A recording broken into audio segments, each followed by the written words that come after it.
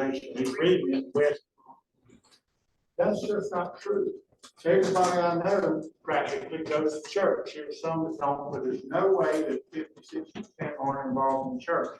And Wes went on with to say, as he was driving home, he said the Lord just spoke to him and said, Wes, you're right, but the data is right.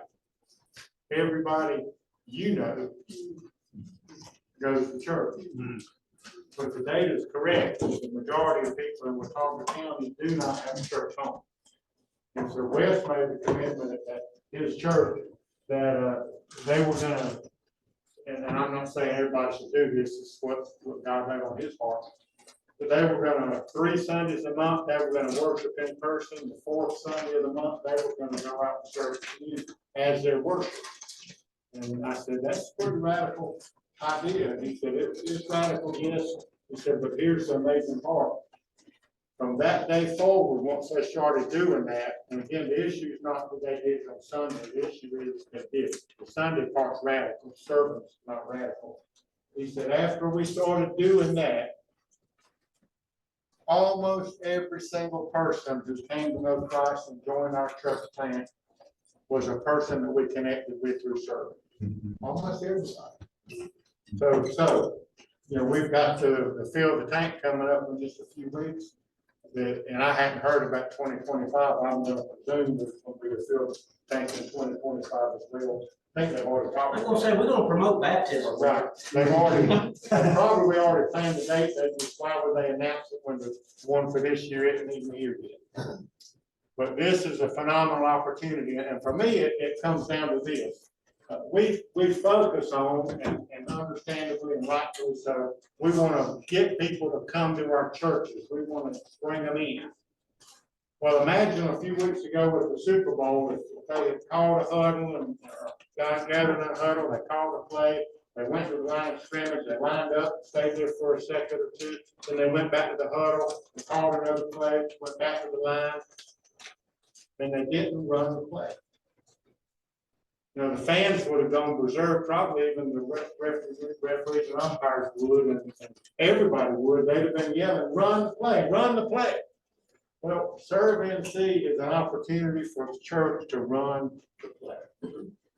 We bring people in, we want to help people grow in their faith, and then we want to send them out.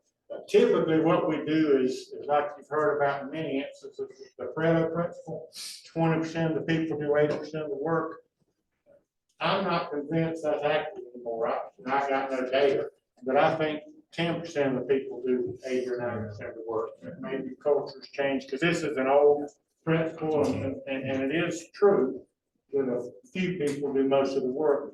Probably because we largely send out the people who are experts at something. Well, imagine sending out over half of your regular Sunday morning attendance to serve. What an impact that would make, not only in your community, but across the state.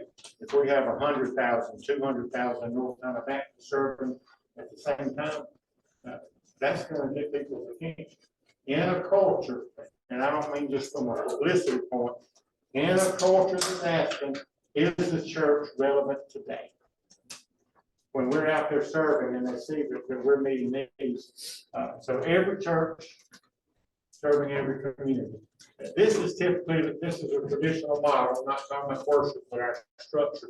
We build up the church, we bring people in and the church grows, and we'll grow the faith of those people who are gathered together, and we'll send out that 20%, maybe. So imagine if we turn it upside down and we start with ministry. We build the faith of everybody involved, not just our church folks, but also the people we serve. And then it will make an impact on our churches, just like Wes shared from his church plant, that we're turning the model upside down.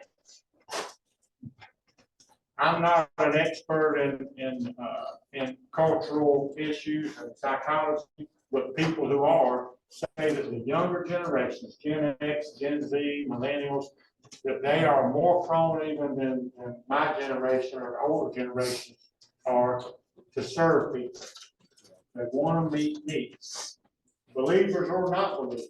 Those generations want to meet needs. So some of you are in those generations. there'll be people in your area, in your community who are willing to be involved in some of the service projects you do who aren't involved in the church, if you invite them. So think about that. You get time to spend with them in planning, but also in implementation. You spend time with people who don't have an active relationship with the church family. It's a great, great, great opportunity. So we're turning this time down.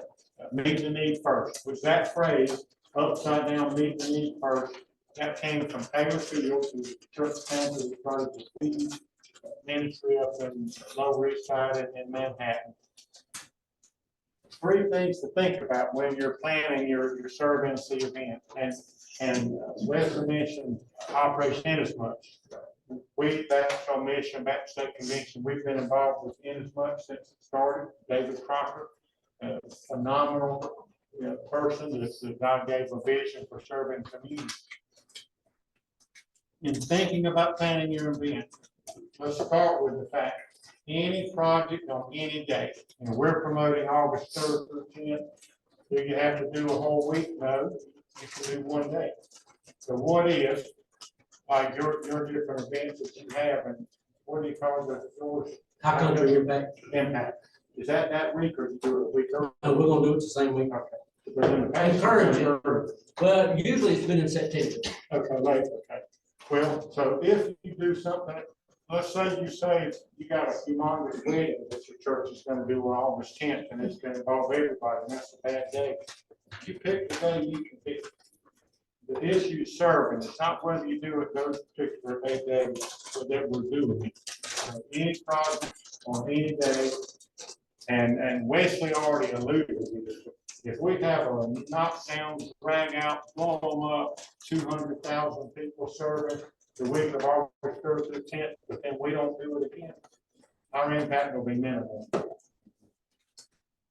But if it becomes, or already is in many cases, if it's part of our DNA and we're serving our community, that's when we can make a monumental impact on our community, because they see, hey, we didn't just do it because it was an entity. We did it because it's who we are. So I want to encourage you to make that your starting point. And these 3 bullet points on the right of this screen, as you're thinking about what you're going to do, think about these 3 areas. Serving the unserved, seeing the unseen, and then small is big. So who in your community is nobody serving, or they're underserved? Maybe somebody's doing something that's not enough. Who's not being served? Who is overlooked? Who are the people that folks don't even see? So Luke 14, that passage, that's the chapter that a couple of different ways Jesus talks about who you're going to invite to a banquet. We typically invite the people with whom we've got a connection, some kind of obligation, not necessarily negative, but some obligation. They're our friends, they're our family, they're our co-workers. They're somebody that's rich and powerful. We're going to invite those folks to our banquet. That's going to make a big bang. And Jesus said, don't do it that way. Invite the poor, the blind, the maimed, the lame, the people who can't possibly do anything back. Look through those eyes. Who is in our community? And then the last bullet point, small, big. Small doesn't necessarily mean weak. Big doesn't necessarily mean strong. A big church can be strong. Small church can be weak. But they're not necessarily so. So if you think about your projects, a big, get on the front page of the paper project, might not necessarily be the strongest project you can do. And a small project that you think, well, hey, what is this? This is just trivial. Doesn't necessarily mean it's weak. In John chapter 6, when that little guy showed up with 5 loaves and 2 fish, he didn't have much. But God did something with it. So we want to turn the church upside down. I passed out a sign-up sheet, and hopefully y'all have all registered for this QR code that you'll see, and they're on cards in the back. You can take the whole handful with you. But this QR code will take you to the servenc.com website. Servenc.com. Doesn't matter how you capitalize or not. You can sign your church up. You'll see at the bottom, you'll see a list of project ideas. You'll see a sermon outline, videos, all kind of downloadable resources that you can use. When you go to that site, there are two opportunities or two ways you can sign up, or two choices. The first one's simply going to say, I'll take the information back to my church. So even today, you can hover over this, turn your phone on, your camera on your phone, hover over that. It should take you around to the site, or type in servantc.com and it'll take you to the site. Your first choice in signing up is going to say, I'll take the information to my church. If you need to go talk to somebody and you can't really make a commitment yet, click that and do that. The second one is, we're ready, we want to sign up. But I want to challenge all of you to do it. Every church and every community. You're doing what? Your operation is much typewriter. And in as much as a great organization, a great focus, like Wesley said, for years, 10, 15, 12 or 16 years, every 2 years, we promoted Operation as much. Spring, the last Saturday in April, the first Saturday in May. If you're already doing that, please don't stop serving. Keep doing that. If you've got a church service project that you've already got a name, like High Country Impact is the association, but if your church has got one, you don't need to change the name of it. Do something that's going to give some momentum to it. You're going to do it later on and do it through years to come. But you can still register for servancy as part of the cohort to join. So what do? Think about landscaping projects. The smaller, the more simple, the better in many instances. Serving senior adults, giving away things. You're serving the unserved and seeing the unseen, and small as big. If those are your 3 bullet points, if you've got a small basket and you give it to somebody, you've got a meal that you go and take it to a new community resident, or somebody got served, or somebody's got a need, you're serving. I heard of one group that their plan is they're going to, on those 2 Saturdays, they're going to take the kids out to the local grocery stores, food line, whatever is local for them, and they're just going to help senior adults get the stuff out of the store and into the car. It's a great idea. It's something that the children can do, and they'll have fun doing it.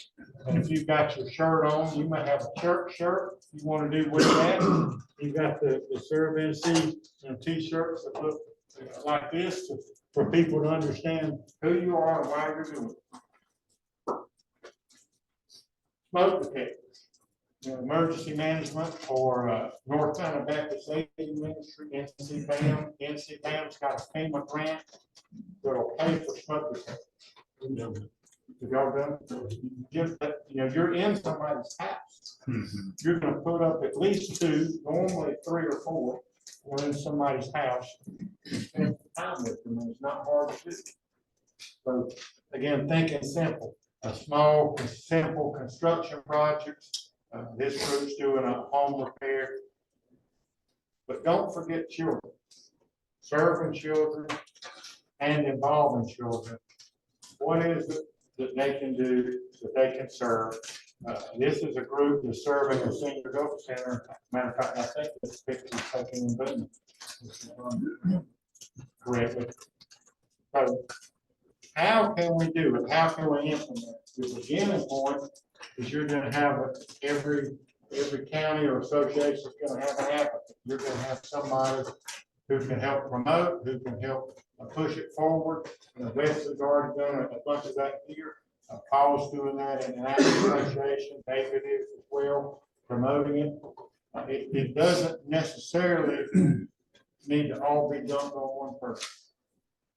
And one association I know of, they've got different communities and they've got people who are going to mobilize a group of churches in that community. They're real spread out down in the Cape Fear area, maybe, or a bunch of areas. They're real spread out. So they've got isolated communities. So they've got somebody who's going to do it. So thinking about the person who can promote, like Wesley and Paul and David can. They're gonna help recruit more churches, they're gonna help you. They're not gonna coordinate into the sense of telling you what to do. They're gonna help you succeed at it. So look out, reach out to these people, help them help you. Your church is gonna need a coordinator, somebody in your church who will talk to Wesley and Paul and David. Somebody who's a self-starter, who's organized, who's got respect for the church. So if you think about somebody in your church who, when they stand up and they say, hey guys, we're gonna do, and they name something. The people will respond and say, well, you know what, if they say we're gonna do it, we're gonna do it. People who've got they don't have to be the matriarch or patriarch, but somebody that does have respect for the congregation. The people aren't going to say, there was one lady in one church I pastored and she was complaining about her family and all, and she said, whenever I say something, people say, oh, that's just good. Well, what she was talking about that particular day, it was right. You know, but not somebody that people are going to brush aside. Somebody people listen to. And they don't have to do everything, but they can help you get a planning team in place. They'll help promote it in the early stages, getting support of the church leadership, helping you share the vision. And they'll be one of the people who'll go to that link I mentioned, serve and see, and get resources, and get them in the right hand. Then they're going to help plan it. You're going to need a planning team, but don't think administrative. We're talking 2 or 3 people in most churches. A larger church like Mount Vernon, y'all might have more, but still, you don't want 15 people, you know, on a planning team. You want a handful that can run through ideas, who can identify project leaders. We'll talk about that in just a minute. Those are critical. Thinking about resources, children, meals, what are you going to do with that? Thinking about money, schedule for the event. When are you going to do it? Are you going to do it August 3rd through 10th, August 3rd, August 10th, some other week? You know, Wesley's doing, you know, High Country Impact. Cobble River, they're doing Love Loud, and they're doing it like the last week of July. That's when they've done it for years. And Robbie down there has worked for ever since he's been there to promote that. He doesn't really need to change that's what he's trying to embed in the churches. So think about your date. When are you going to do it? Your planning team, again, handful of people, just however many you need, small and simple. Somebody who'll take care of communications, whatever communications your church has or wants to develop, as simple as you need it to be, but as effective as it can be. Project coordinators, again, I'll mention more about them later. Meals, childcare. Are you going to provide? You don't have to, but if you want people with children to come, it'll make a difference if somebody's going to do something with children. That can be one of your teams, one of your project leaders. They're going to do things for children of the people who are working. You know, meals, if you can do it, it's great. If you can't, just communicate to people, hey, we're not taking you a bag lunch. You're going to need to, you know, get a hot dog or bring a sandwich with you. Whatever you're able to do, just letting people know. And then make sure your planning team works on the church's demographics. Who's in your church? Are you mostly senior adults, and choose projects that will use in? If you're mostly children or younger people, what projects will and then conducting it, planning team isn't just in the background, they're going to be a part of making it happen. And they're going to help you plan a kickoff rally, which is the day of, but also a celebration afterwards. The celebration is something I really don't want you to skip. We're guilty of doing things and we succeed at it, and then we just move on to the next thing. Your celebration, and I'll highlight that more in the end, but the Sunday after you do it, whenever you do it, make it a big part of your worship, because you're celebrating not so much what you did, but you're celebrating what God did. Some of it will be talking about, we built the ramp and we do this and we did that, because you do need to let people know what you did and give them context.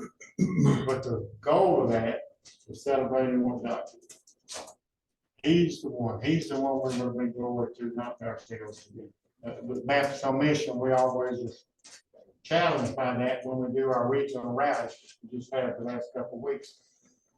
A lot of times folks are, because it's our nature. We talk about what did we do, give them a report. This isn't a report, this is a celebration. And we tell them at the regional rallies, focus on how you saw God at work, not on the work that you do. So do that celebration. And then the planning team, I've already hit on most of this, but just a couple, 2 or 3 meetings, they're gonna define the projects, they're gonna identify project leaders, they're gonna recruit and mobilize the planning team, communications team, and then work out the details for projects. Again, I gave you the see the unseen, serve the unserved, small and big. 3 other bullet points to think about. What are the current ministries your church already has? You're already doing. To spring off of those things, that's a platform. What are some other agencies or organizations in the community already doing? And you're going to walk alongside them.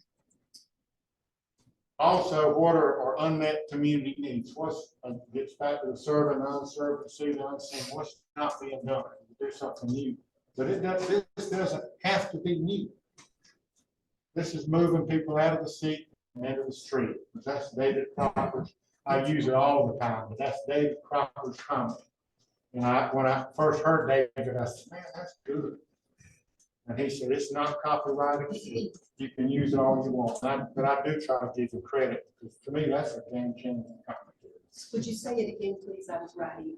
Move people out of the seat and into the street. And like, and see, Todd doesn't even know this. Todd says it all the time now. Well, he's heard it so many times. And I don't know where David heard it. You know, but David heard it 20 years ago. You know, or made it up. But it's a great opportunity. Think about the cost. I mentioned wheelchair ramps where you don't either have or have access to $1,500 or more. Ramps probably not the best thing for you to pay on this, and that's okay. You can do what you can do. Think about how many people, if you're signing people up for teams again to use a wheelchair ramp, you don't need 15 people up there building a wheelchair ramp. You know, that's counterproductive. So think about how many people each project needs. If you've got a lawnmower, a weed eater, and a third person to go talk to the family while the other 2 do the yard, that's a highly effective thing. So think of things. Now, a bigger yard thing is better, but but think about how many people you can use in your church. Again, how many in your church? 50% of your average Sunday morning attendance. So if you've got 50 people, 25 legitimately, you can with promotion, you can have that many. Smaller churches, you very well may have more on service day than you have on Sunday. And we can lament that, but we also can celebrate it. Hey, God's allowed us to make new connections. Even in a larger church, you can honestly have 50% or more. My boss, Richard Brunson, his church that he used to, when he first started doing this, wasn't a huge church, but they did have 400 people on Sundays. It wasn't small, it's a larger church. When they did their first survey, which was Operation Inasmuch 10 or 12 years ago, they had 250. They did 10 or 12 different projects. So again, thinking about your numbers, how many people legitimately should you plan for, getting the right number of projects, and then moving them forward. Your meetings, I already mentioned all of these, just a couple meetings, brainstorming what the projects are going to be, with project leaders, communications team, and a master project list.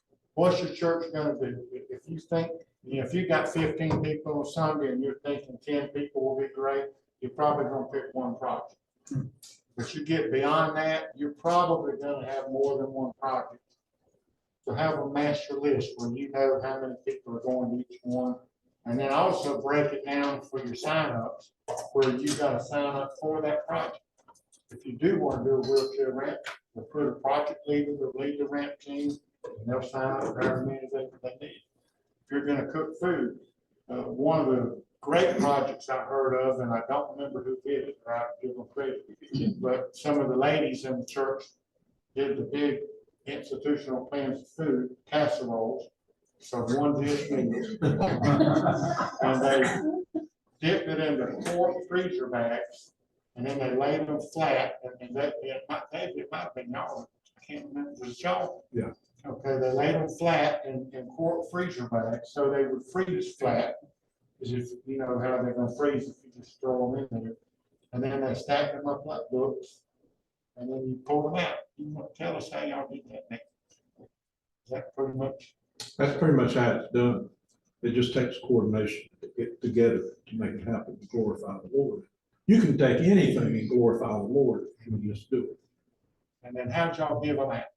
Whenever your project days when you pack. Yep. Yep. Then you gave them out. When the need came up, we had them. So just pick them up and take them out. And so that's, you know, a lady who has a baby, give her a bag or two of food. Somebody who comes home from the hospital, a new resident.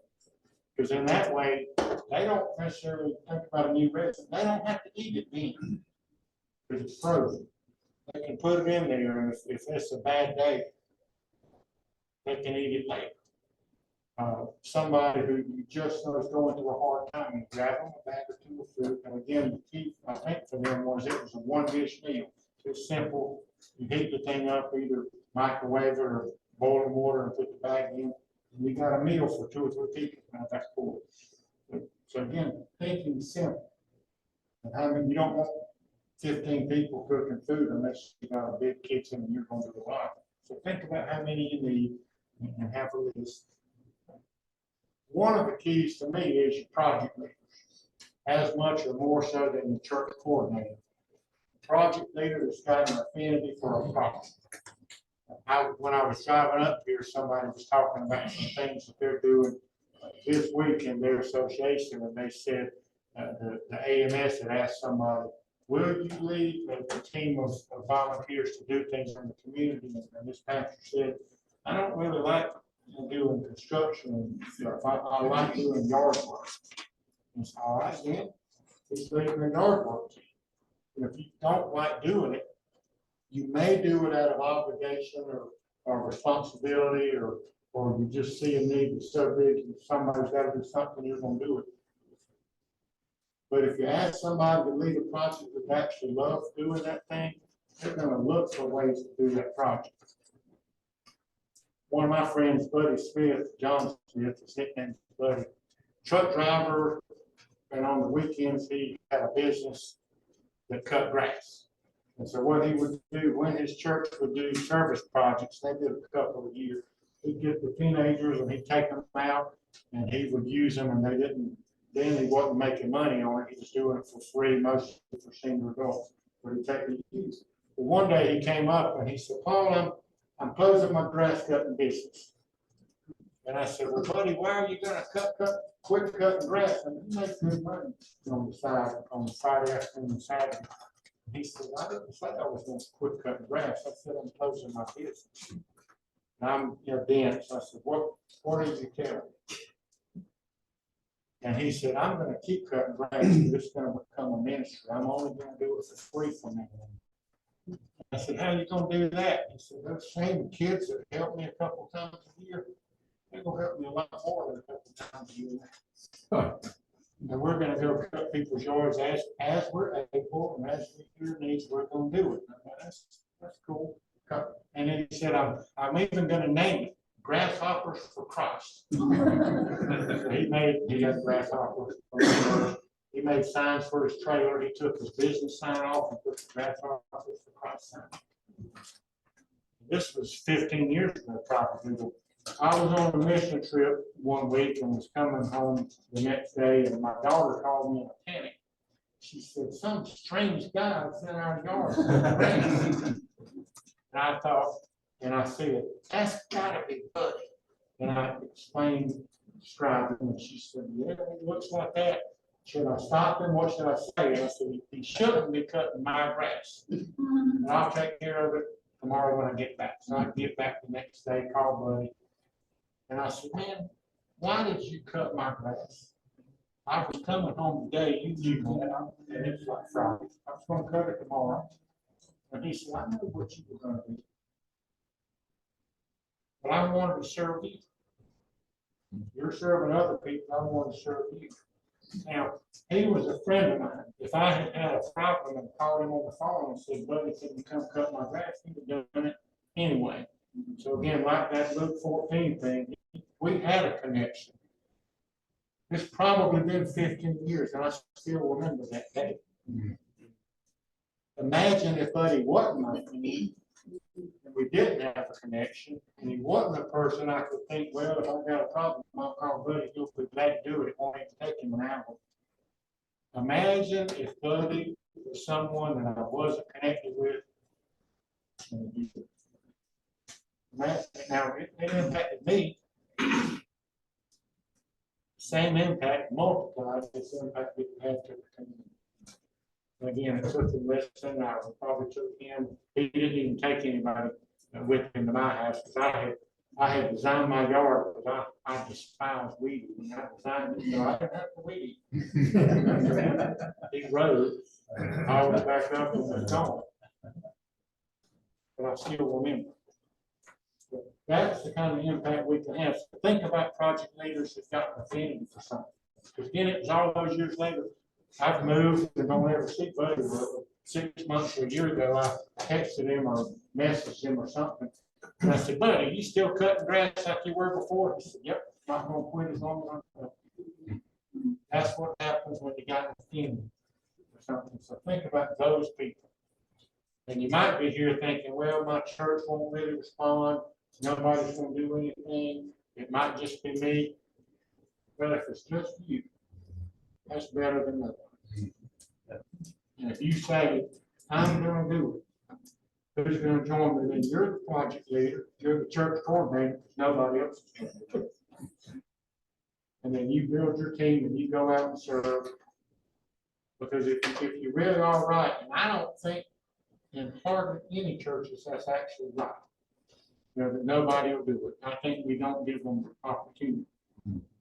One guy told me very recently, he said, I've asked my church to do things right, and none of them ever do it. He's probably asking them to do things again that they just really don't want to do. And so change the kind of thing you're asking them to do. Think about your church and what will they do. These are other things we've talked about, but what's the cost going to be? Think about local agencies and ministries that you can help them. It might be that a food bank simply needs you to go and help unpack food or pack boxes. It might be that a crisis pregnancy center needs you to just interact with women, just help them for a day. You might find things that you want to do over and over and over again. And we've talked about identifying and finalizing and getting some of the details. Getting closer to the date, so think about your lunch and your child care and all those things again, and the number of volunteers you need. Another important thing is don't just, and this might be what that one guy said when he said, I always invite them and nobody's ever done anything. Give people more than one chance to sign up. We'll make it a focus. Do it for several weeks. If you're in a mid-size or larger church, even if you're in a small church, give them 2 or 3. Give them time, because there will be people who think they're going to be gone, and then they find out closer to the date they're not going to be gone. So give them a chance to sign up, promote it in your worship service, even do it. Maybe you have people come forward and give in their commitment. And if you don't want to embarrass people, have a sign-up form that you want everybody in the sanctuary that day to come and turn in. One of the forms can be, we commit that we're going to pray. We can't be there that day, but we can pray. Or you're going to write cards.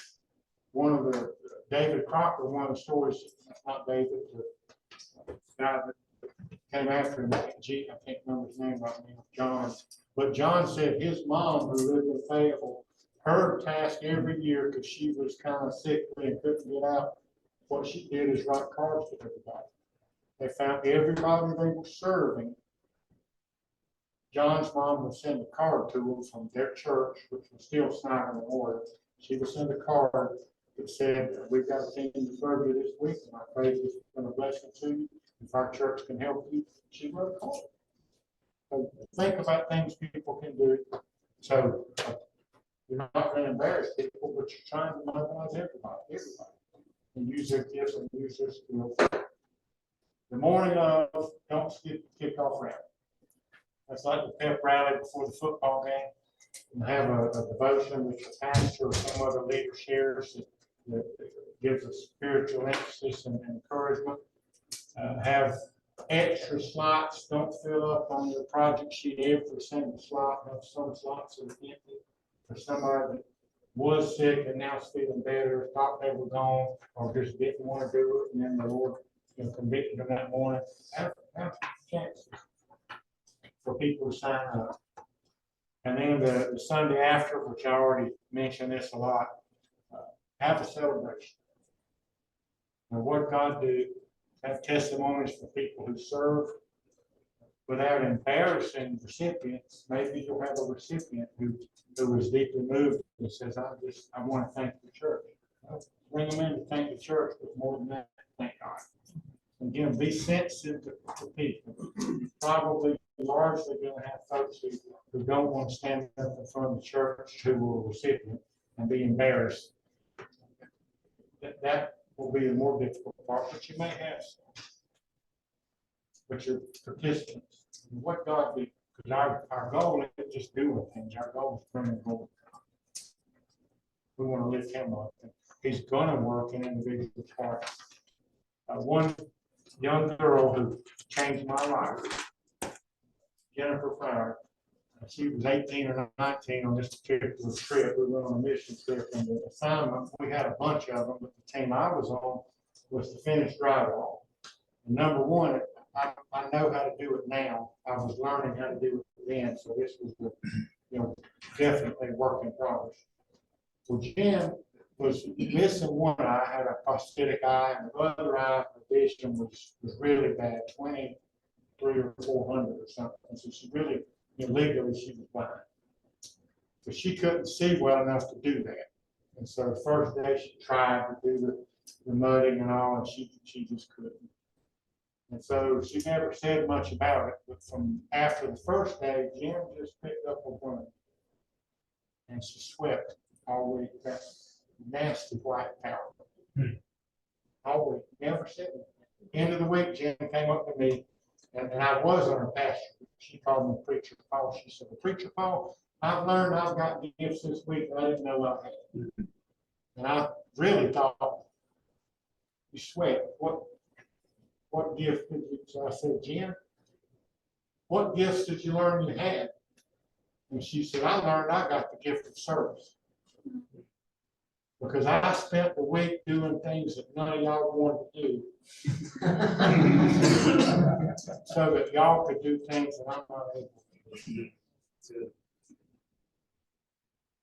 I'm emotional now, 15 years later. I broke down that day and I said, Jim, baby, when I'm 87 years old, if I got my right mind, I'll never forget what you just told me because you laid it out. And she was just like, she was kind of like, what? But that is what she did. And I said, well, Jim, if it'd been up to me, this was at the Inland Baptist camp that had a log cabin, the bottom, this much of the wall, then drywall went up, and then a cathedral ceiling, and big windows on the end. I said, Jen, if it'd been me, I'd open both windows, I'd have gotten a blower and tried to blow that stuff out. She said, that wouldn't have worked. I said, I know. But that's what I was trying. Because you're right, I despise picking up that powder, from drywall, because you can't get it all. She served. What we really want to see happen in churches across the state is for people to capture that attitude. They've got the gift of serving. And the community It'll take nothing. And I was on a disaster relief trip up in New Jersey after Superstorm Sandy and had my yellow shirt on and all, which is one of the reasons why having a similar shirt, and if your church chooses to do one for your church, fine, but have the same kind of shirt that other people have on. We were up there eating lunch at McDonald's in a town different from the town, that we were gonna do the disaster response in, because they obviously have electricity there. So we're eating lunch at McDonald's on Veterans Day. And I didn't think about it being Veterans Day the day I was there, but we're sitting there eating and some guy puts his hand on my shoulder and shakes me and I turn around and look and there's a guy with his veteran hat on from Vietnam and had a bunch of his badges on it. And he's crying. And I said, what did we do? We did something. And he said, why are y'all here? Because the shirt said North Carolina. He said, why are y'all here? And I said, because the hurricane was here before us. We're just here to serve. And he said, that's what I thought. I cannot believe that y'all would come from North Carolina up here to serve us. And he said, when we are the way we are. But y'all are up here serving us. Thank you. And I'm looking at his stuff and I said, no, sir, thank you. I see what you did. And I wouldn't be able to do what I do without you. And he said, that's a long time ago. I'm talking about today. That's the attitude people have when they serve. Just like it happened there and that little town in New Jersey. Just like Jim taught me. We get to do that in Ashland, all the counties and wherever God sends us. And the question is really not whether we should do it, but it's how we're going to do it. And I have questions in a minute, but I want 3 more things to think of. These came from Taylor Field too. Taylor's one of my buddies and a great motivator. Start soon with your planning, even your implementation. You don't have to wait till August. Start soon. Start small. It's bite size, not so big. Again, that might be again what that man said when I keep asking my church and they won't do it. He may have been asking them to take a monumental step and they're like, that's a good idea, but we can't. Start soon, start small. Start with what you got. What have you already got? People, resources, ministry. What's already there? It's Taylor, when I first met him, he was talking about some of these upside down principles and got this small part. I said, what do you mean by that? He said, well, I live lower inside of Manhattan. He said, if you gave me $100 million, I couldn't build a medical center, so that ain't gonna happen. But I can give people a toothbrush. So rather than worrying about what I can't do what I can. So start with what you've got. Every church can do something. So, well, maybe you don't even have a whole day. Maybe you got 4 hours. Do what you can. And with laundromat, where you put money in the machines, one of the most effective evangelistic projects you could possibly do. They're not going anywhere for 2 hours. That one, you however much money you got, that's how much you got. You put that much in machines, and when you're out of money, then you don't necessarily have to leave, but you aren't going to put more in machines. So do what you can. But do something.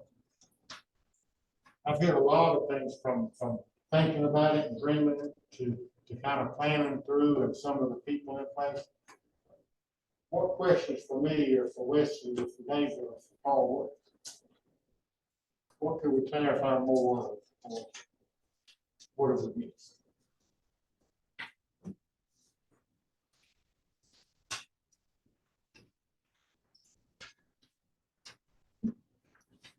Real bit on these real quick. Keys to success. This is the end.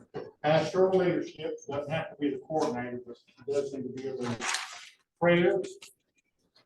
Starting with prayer, ending with prayer. Being enthusiastic. Enthusiasm is contagious, as is complaining. That's right. We get to choose which one we're gonna spread to other people. And then, communication. I'll close with this story before Wesley comes up. I was in Cuba several years ago, and, the church I was in, Roy was the pastor. He'd been there 2 years and 2 months. He told me when we were having lunch after the service. He said, when I got here, the church was closed. They had plywood over the windows and doors, each Christmas Eve, nothing, closed. And I said, there's been 100-something people there that day. And I said, what'd you do to take this church from dead to alive? And he said, well, of course we prayed. Then he closed his eyes and started thinking. Well, when he started squinting and thinking, I kind of chuckled. He said, what's funny? I said, anything funny? That's just not how hardly anybody would answer the question.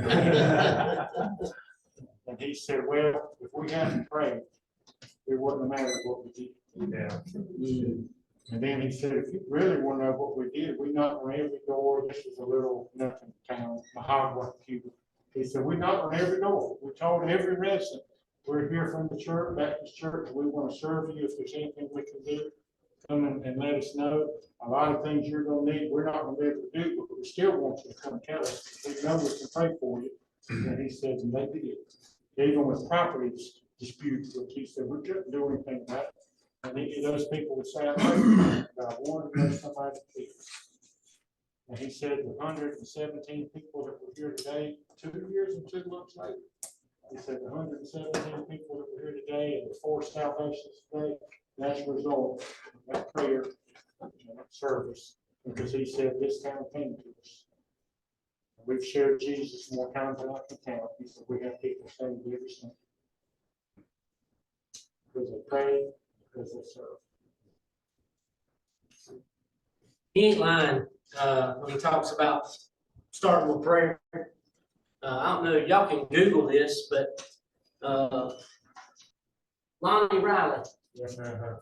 And one of the most updated Experiencing God videos talks about praying and asking God what they can do in their community, how he can reach the people in that community. And he heard a knock on the door. While he was praying, somebody dropped off a box of cookie dough. He knew where it came from. They weren't at the door when he went, but that box of cookie dough was. God had told him to bake cookies. That cookie dough. So don't underestimate prayer. Pray about it first. Pray about it first. A couple things I just wanted to hit locally. Don't forget, as he was talking about, don't forget the kids. Don't forget the older generation too. Try to think about projects that can be tailored to the entire congregation. And you don't have to do all of that. You've got children's leaders, you've got, senior adult leaders, you've got other people that are already leading those groups in your church. And you may happen to be one of the leaders in that area of the church that you can kind of help do that. But try to think about ways to incorporate everybody. Incorporate even the families. I mean, I know that was one thing he talked about, childcare. But I mean, if there's a way that you can incorporate families serving together, man, there is nothing greater than for an entire family to be able to find a way to serve together. So think like that. Think about trying to include projects that everybody can get in on. And you don't have to come up with all those. Like Paul was saying, there are other people in your church that have passions and desires and abilities to do those types of things. So as you're praying, ask God to bring those people to your mind, and then you recruit them, all right? And just kind of help motivate them.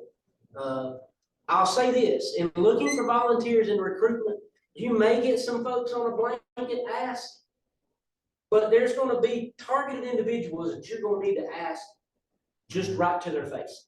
And don't be afraid to do that. Don't just think because you've asked for a week or two and nobody's come, you keep praying and then, God will give you somebody to ask for a particular project, or, they may come to you, or like I said, just don't think just because they don't come to you, they're not out there. You may have to ask some people directly.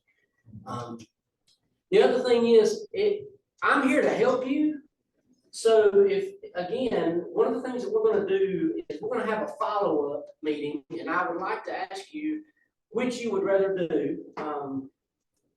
Our semi-annual gathering for the spring is April the 21st, I think it is, 23rd? Okay, 23rd. I thought about the possibility of maybe having a follow-up meeting that evening before dinner. We're supposed to have a fellowship meal at 5:30. Would it be better for you to meet at 5 on that Tuesday afternoon, and then you can stay in fellowship, and we can, we're gonna have a time of worship and prayer together that evening? Or, I was looking at May the 19th on a Sunday, that Sunday afternoon, just for, I mean, we're talking 30 to 40 minutes tops. What we're gonna do is just kind of collaborate and see what kind of ideas you put together. See if there's any crossover. But one of the other things that we like to do is if there's some folks that are doing similar projects, maybe we can coordinate together. I mean, along with families serving together, I could see nothing better than churches serving together. I mean, I tell you what, that tickled me there. Tickled me there. So would you prefer the Tuesday evening at 5 or the Sunday afternoon at, say, 3:30? Somebody's invite. Yeah, May the 19th is like the Sunday after Mother's Day or something like that. I think it's like 2 weeks before Memorial Day or. Yes. That gives us a little more time to.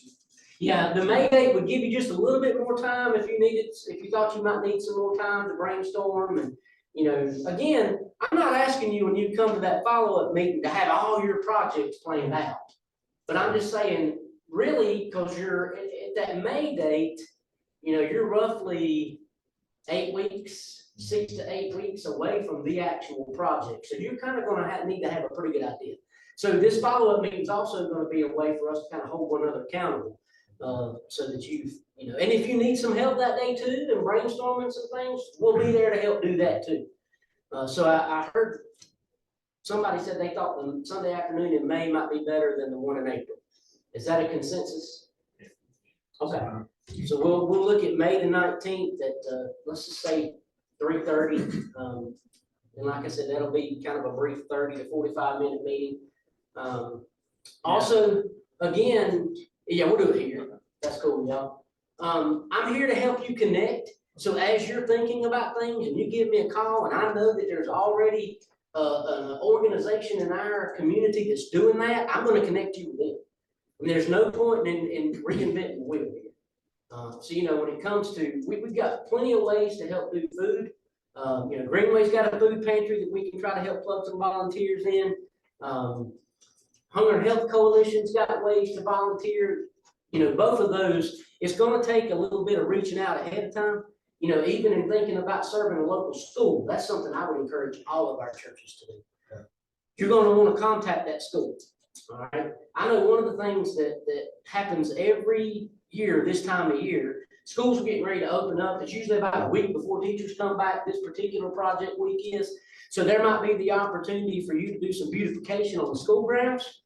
I mean, I know at my wife's school, maintenance will come and drop off loads of mulch, but she ain't got nobody to spread it. So, you know, in thinking about those types of things, you're going to want to touch base with administrators and see, you know, what needs there are, contact social workers. All of our schools have summer feeding programs. And there's a way that we can connect you with those social workers so that you can get involved in that. Again, we're looking to collaborate on that kind of stuff too, in all churches to the table, in doing that kind of thing. So we've got the follow-up thing set for May the 19th at 3:30. Can you think of anything right now that we could possibly have as an association, training-wise? And I know you didn't come here with a lot of ideas just yet, but I mean, I'm just sitting here thinking that, you know, we have the ability to do association-wide evangelism training. When Paul was talking about smoke detectors, there is a training that is involved with the smoke detector ministry. Me and Angie recorded that. So we actually have that on YouTube, but you would need to communicate with her and then show that training to folks, because there is a certain way that those need to be installed. So there is a training to be able to do that. Plus, you're going to have to talk to her anyway about getting those smoke detectors for those that are 60 and over. But right now, is there any type of training that you think, right off the top of your head, yes, we need A, B, C, or D? I mean, and it could be anything from a ramp skills training for everybody, just anything that you can think of right off the top of your head right now.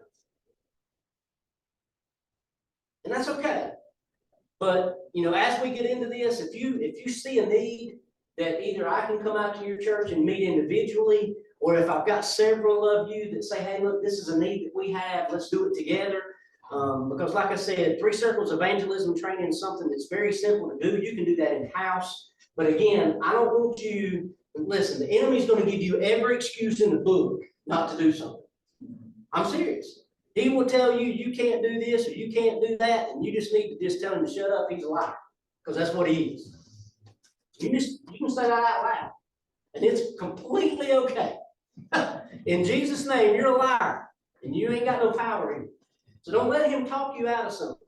There's plenty of things that we can do to help you. All right. Last thing I want to talk about, let me back up to one more thing, collaboration. Again, if there's a way that you can encourage one of your sister churches in being involved in something, if you know somebody and you're talking to them and they're like, I don't know if our church is doing that. Well, then you say, well, hey, look, why don't you find out? And if you're not, guess what? Y'all come join us. You can, you know, have some people come join you in those projects. You can work together in things. Again, there ain't nothing to make me and David any happier than see churches working together. So, I mean, it's almost like seeing, you know, as a parent, when you saw your siblings, brothers and sisters doing stuff together, and it just thrilled your heart. It's the same way with us. And I believe it's the same way with God. He gets tickled to death when churches come together and work together and stuff.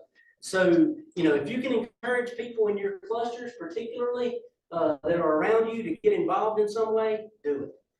And then in the same regard, you may hear something that somebody else is doing that you might want to be a part of. You know, I know out in your community, Brushy Fork just went together with Mabel Methodist Church, and they did a pajama drive for one of the schools. I mean, I'm gonna tell you. So it does me warm and fuzzy when Baptist churches work together, but when we step outside of the Baptist family and start working together, but it really does get me warm and fuzzy. I get really excited about that, because then we begin to see an even bigger picture of the kingdom. But, you know, and just thinking about that, there are things out there that you can work together on. We do have, when I was talking about organizations, and on your packet, that's your staple packet, on the back, along with North Carolina Baptist Aging Ministries, it says Baptist Children's Home. You know, one of the things that we're going to do next month is we're going to be collecting food for the Baptist Children's Home here in the month of April. But one of the unique things that we have in our community is Joy Cove. And in your planning, don't forget about Joy Cove. Reach out to Laura. And if you don't know about Joy Cove, that's 2 of the homes through the Baptist Children's Home that are for developmentally disabled adults. And there's a men's home and there's a women's home. And both of them are sweet as can be. But you reach out to Laura, who's their director. She kind of coordinates that. So, you know, whoever gets to her first, she makes a list, and she's got some needs that she can also help you do as well. But in coordinating with her, you know, she won't overcommit.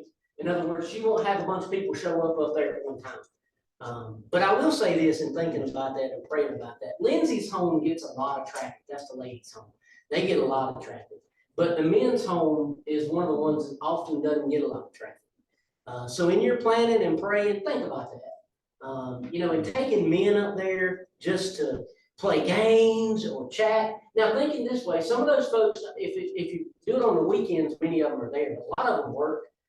They either go to Watauga Opportunities, or there's some of them at home. They may stay at the home the whole time. But I think most of the men's home, they leave every day and go to work. Like I said, the Watauga Opportunities or something like that. But I'm just sitting here thinking about if we could get a few men together and go play some cards or do something just to kind of hang out with them and let them know that they're special and loved. And I won't tell you what, that'll do your hearts. Our Sunday school class just took the whole group bowling. Wow. Alex was sheer fun. That's awesome. That is awesome. So that's something that's right in our community that's connected to the Baptist family. So when I saw it on the sheet, I thought, well, there's somebody that know about that, I just bring that up. Then the last thing I want to touch on is one of the things that the enemy will lie to you about is finances. He'll tell you you can't afford it. Well, one of the things that we want to do as an association is we want to help you, A, help your community, but B, get your people involved. So we do have a form that you can fill out for some mission funds. And you know, in that, there's going to be a request. In that form, it's going to ask you how much are you putting toward that, and we will help put some money toward a project to help you, particularly some of those projects that might be a little bit more expensive, like building ramps and those types of things. So, you know, we want to help you be able to do that. So I'll email you that form so that and some of you have already done that. Some of your churches have already reached out to us and let us know that, you know, and we partner with you in some of those types of things. So that's what we're here for, is we're here to help you be able to serve and to get your people serving. I mean, that's what we want to be about. We also have an association tool trailer. And one of the things that I'm going to do is I'm going to block off that whole week, and I'm not going to allow anybody to take the whole trailer. But if there are certain tools, we do have a tool list. And if there's, you know, if you need a bunch of shovels, or if you need a bunch of hammers, or if you need a bunch of whatever, on that list will be tools list. And I will allow tools to be signed out that week. But I'm not going to just let one church take the whole trailer for the entire week. But again, if you wind up with a project the week after that week, there's a sign-up sheet for that. Chad and them are fixing to go to Kentucky, and they're going to take the trailer. They've already taken it one time to Kentucky with them this Easter. Maybe he's got 30-something people going on church-wide mission trip. Praise the Lord. But anyway, the tool trailer's here for your use, and we'll sign out tools individually and in bundles that week. But know that, again, for any other of your projects outside of that week, you can sign up for the trailer. And that's what it's used for. I mean, I've been here since November of 20, and the trailer's left twice since I've been here. Chad took it one time, and Deep Impact used it the other. So I think maybe 3 times now, because Deep Impact used it twice. Any other questions, comments, needs? Well, hey, I want you to jot down July the 8th through the 13th. This can even be a precursor, but it could also be included in your serve-NC. July the 8th through the 13th, World Changers is going to be here. But Deep Impact's taking the summer off, and they've had another project to fill this week. But we have some folks out of Perkinsville that have been World Changer coordinators. And so they've coordinated for a World Changer project to be here that week. We're going to need teams to serve their teams. So one of the ways that World Changers works is they recruit churches to serve the lunch, to take lunches to those teams. So we'll be able to identify some projects. Hopefully what we would like to do is get projects that are in your neighborhood. But if you would be willing to sign your church up to take care of a team of 10 to 13 kids and a couple of adults, and serving them lunch Monday through Friday of that week, we'd love to hear it. And I can pass that along to the coordinator and go ahead and start making a list. But they're going to be actually staying because of the space issues. They've had to split them up. So the girls are going to stay at Perkinsville, and the guys are going to stay at Cornerstone Summit, just across the street, right down here. But they've got about 150 participants that are going to be here during that week, doing projects that, again, you can help serve those teams. But when you're serving those teams, guess who you also get the chance to interact with? A homeowner. And that's just part of the additional benefit to that. So, all right. Well, if all hearts and minds are clear, again, thank y'all for spending some time today. We'll be in touch. And if you, as always, if you need anything, you can contact me. And if I don't know it, I'll ask Paul. And if he don't know it, he'll ask somebody else. Finance. That's right. We got a bunch of literature back here, if y'all are interested in, or know somebody wants to share it, just grab it.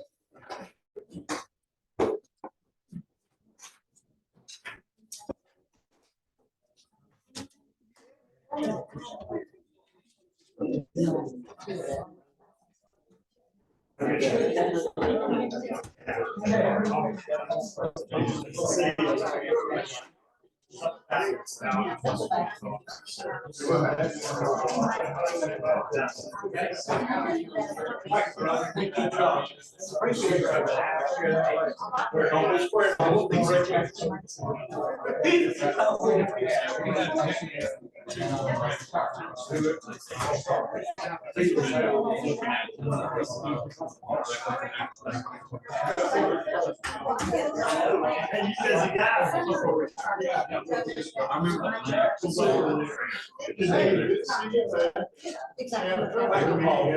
job. Really.